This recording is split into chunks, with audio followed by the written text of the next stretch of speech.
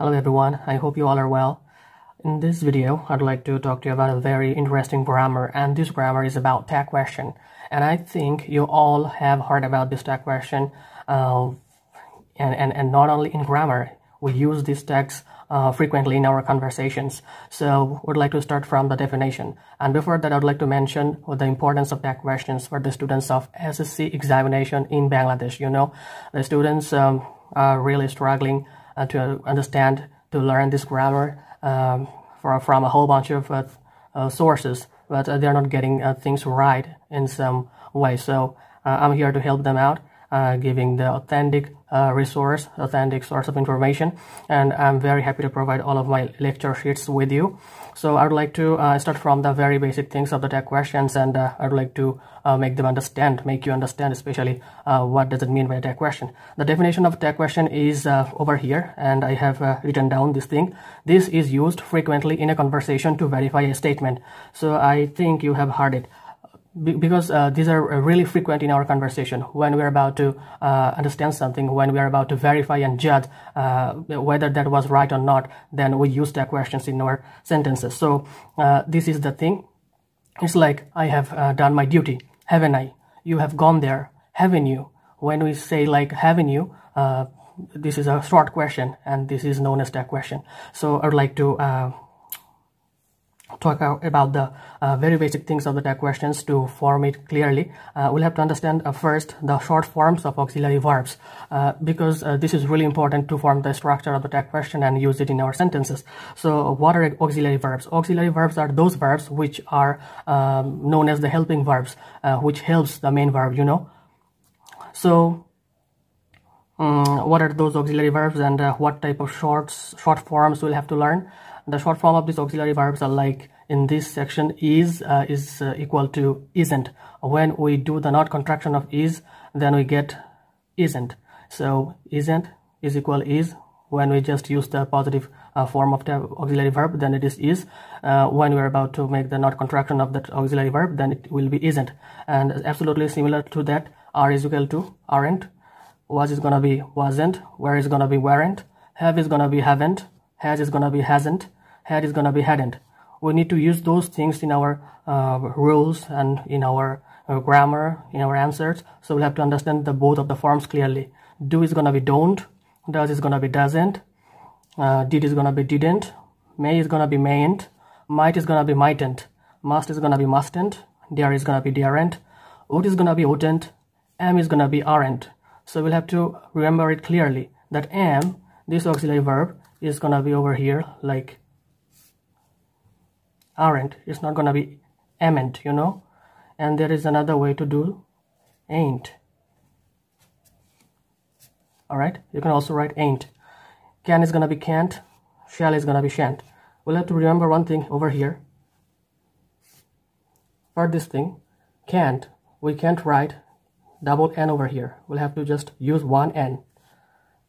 Shall is gonna be shan't, not shalln't. Will is gonna be won't, not willn't. Those are the things that are a little different, but we can easily remember it. Could is gonna be couldn't. Should is gonna be shouldn't. So there is the last one, need not, and we'll have to use needn't as a construction of need not, you know. All right.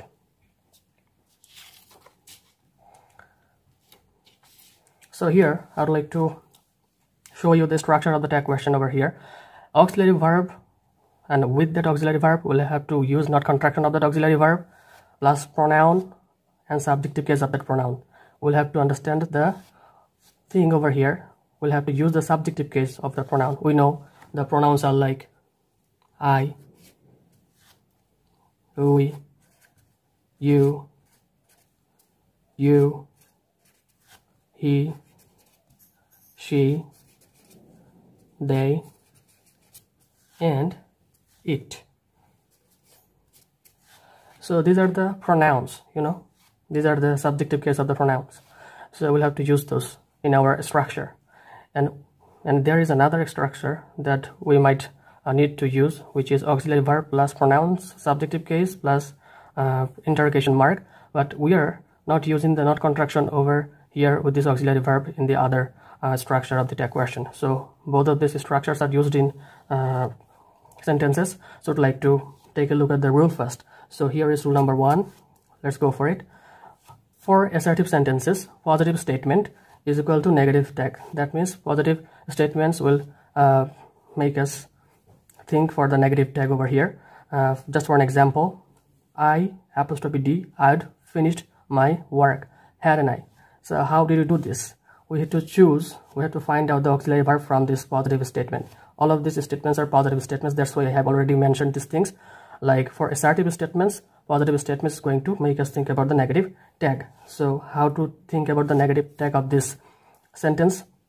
Just for example, we'll have to find out the auxiliary verb over here. I apostrophe D.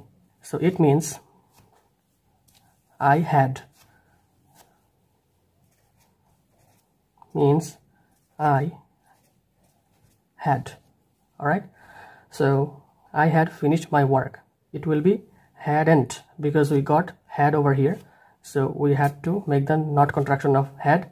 This is going to be hadn't, and I is the subject, and this subject is pronoun. So we are getting the subjective case of this pronoun, and along with that we are using this auxiliary, interrogation mark, and after that we'll have to underline this particular question tag.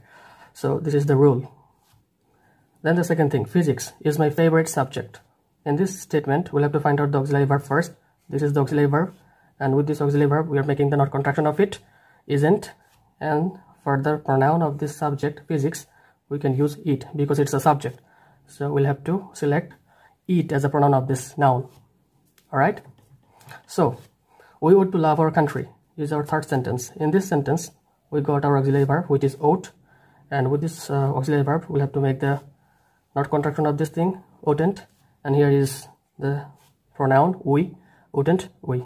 So that's how we can answer this thing. I am 10 years old. Just take a look at this sentence. Am, we have already heard about it. Am, the not contraction of am is aren't or ain't. So we cannot use amn't. All right, we'll have to remember it. So that's how we are doing the not contraction of am, and this is going to be aren't, pronoun. So aren't I. This is the answer. You can redesign the program. Here is can, this is the auxiliary verb, and to make the not contraction of this auxiliary verb, we'll have to use it. C-A and apostrophe T, can't. We cannot use double letter over here. We'll have to just keep it in our mind, and there is the pronoun as well, I. So that's how tag question is used in the statements, and there are several rules along with this thing. I would like to discuss every rules and as well as the examples which are really related with it, and it will help you a lot if you keep watching these videos. I hope you all are really benefited from this video. If you are benefited from this video, I hope you will subscribe, share and like this video and support me. Thank you all. Thank you.